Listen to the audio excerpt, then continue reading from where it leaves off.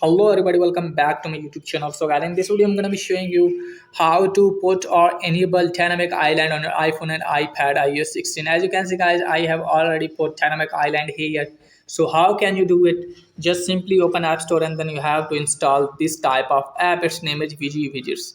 So after that you have to install this one and then you have to open it. And after that you have to scroll it down from here, and from here you have to search for dynamic island.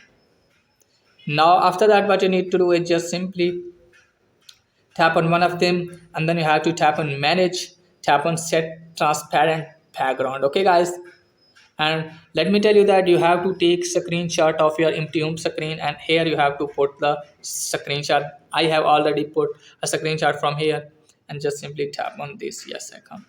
Now from here you have to select your device name. It's done. From here go back, tap on this. Okay guys, as you can see guys, I have already created a dynamic island. So you have to create dynamic island. Just simply tap on import option and tap on import from files. You can also put the picture here. Tap on import file, and from here you can also select the picture for your dynamic island. Go back. I have created this one. So how can you enable it? Just simply close this page. Now let me show you here. I'm going to remove this widget. Hold the screen, tap on plus icon. Here you have to write VG. Tap on this.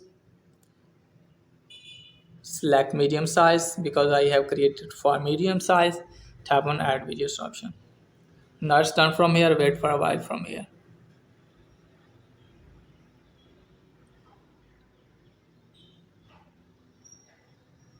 As you can see guys, it's showing here